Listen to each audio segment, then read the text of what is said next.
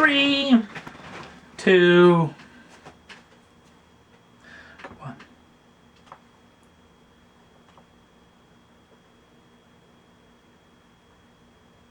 Hello and welcome to another edition of Motor Cars Enthusiasts. Right off the bat on the old show today, we're going to start a fight. Yes, this is probably going to make a fair amount of people very, very upset. You know, with this modern day that we live in where grams of CO2 are trying to be reduced and MPGs are trying to be raised, the folks over at Porsche have been working on this quite heavily, and we know that they've been working on a plug-in hybrid setup for the Cayenne and the Panamera. And apparently they're working on one for the 911. Yes, and apparently by the end of this year we'll know whether this deal's going to be real or not, because Porsche is still just in the thinking stages on whether they're going to do this or not. I'm assuming this is quite a bit of the blasphemy of what I speak of when it comes to a lot of the hardcore Porsche fans. They do not want to see a plug-in hybrid version of this. But we'll wait and see what comes of this in the future. Next up on the list, let's talk about House of Cards. I know this is an automotive show and kind of odd that we're going to talk about this in any way, shape, or form, but this is quite a phenomenon as far as the folks at the streaming and rental service called Netflix, who are making their own programming that includes this juggernaut of a television series called House of Cards. And they actually stream this over the internet, and you can watch this if you're a Netflix owner right now. The star Kevin Spacey and the group have been putting out, I think it's in season 3 that's going to be coming out very soon. Why are we talking about House of Cards? Why are we talking about Netflix? Chances are you've already seen this. It involves these 3 chaps. Yes, Jeremy Clarkson, James May, and Richard Hammond, and their buddy, Andy Willem. Apparently this group has a deal with Netflix. And the reason why we bring up House of Cards, again, this is still a rumor whether they have a deal, but this came out hard over the interwebs over the past several days. In fact, almost every outlet across the planet was talking about this deal, that apparently their new show will be on Netflix and will be called House of Cars, as the folks over at Car and Driver did a nice little Photoshop version over Kevin Spacey's body, having Jeremy Clarkson's head. I thought this was a little bit heavy-handed, as the hands of Mr. Clarkson in this photo are soaked in blood, as they were with the Kevin Spacey photograph, which is a little bit heavy-handed, especially for the situation that Mr. Clarkson was released from the BBC.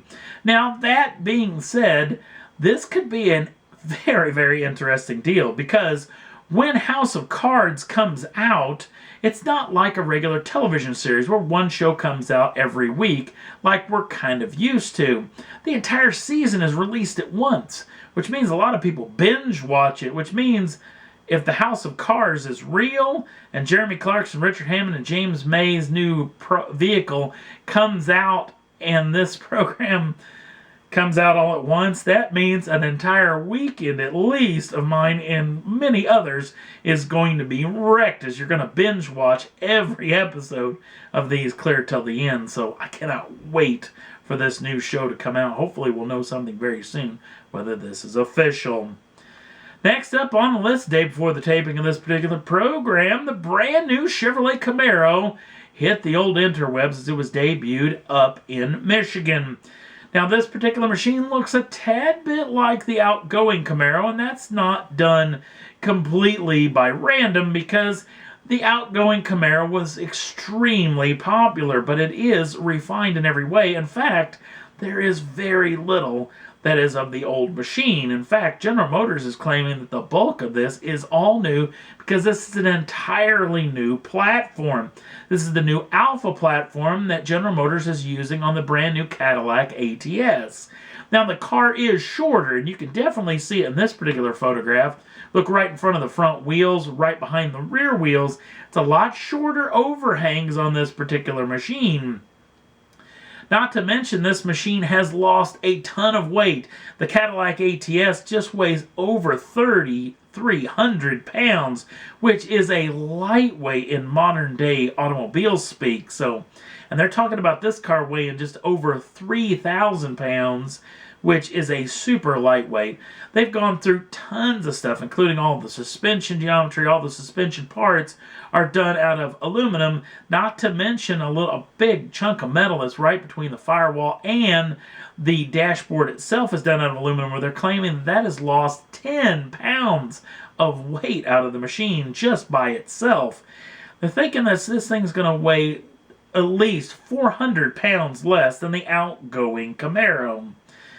Now, as far as everything else is concerned, even though General Motors is claiming that probably 60 to 70% of the drivetrain is going to be new, as far as a lot of the componentry is concerned, we don't know a whole lot about what's going to power this brand new machine.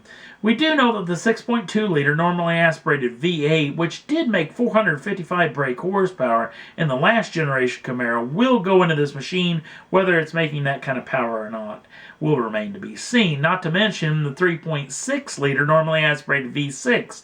Will it make its return in this machine? Will General Motors actually take a page out of Ford's playbook and do a turbo 4-cylinder, much like the brand new Mustang? A lot of this stuff remains to be seen, but they have really gone through. One of the most impressive things to me is they've decreased front-end lift at high speeds by putting a flat floor from the nose of the vehicle all the way to the center section of the vehicle instead of putting a massive front spoiler on this machine. This vehicle is really well thought out, and it's going to be very exciting to see what this machine is going to pack when it gets into the press's hands.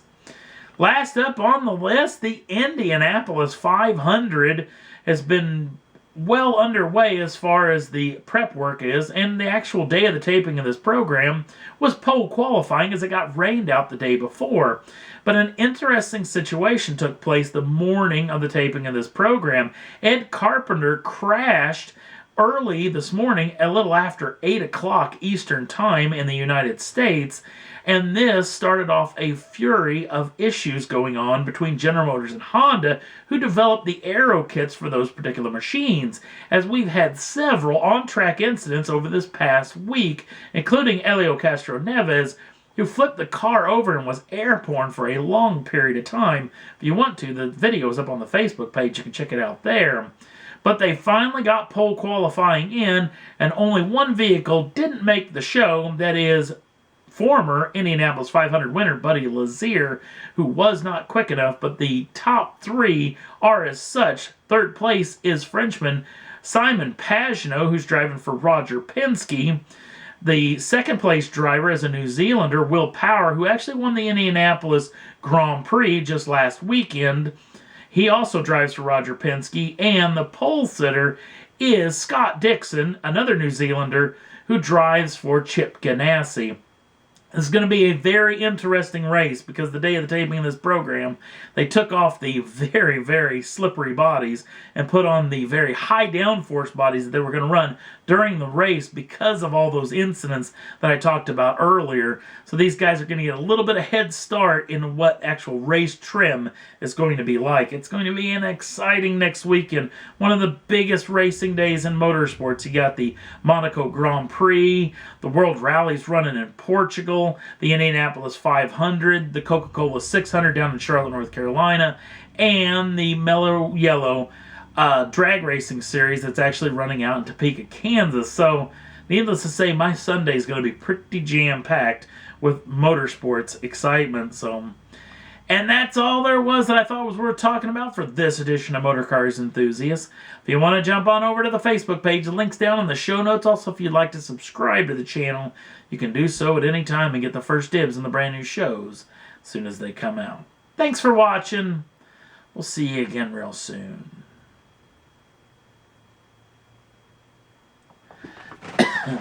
Did I make it? Did I make it? Yay!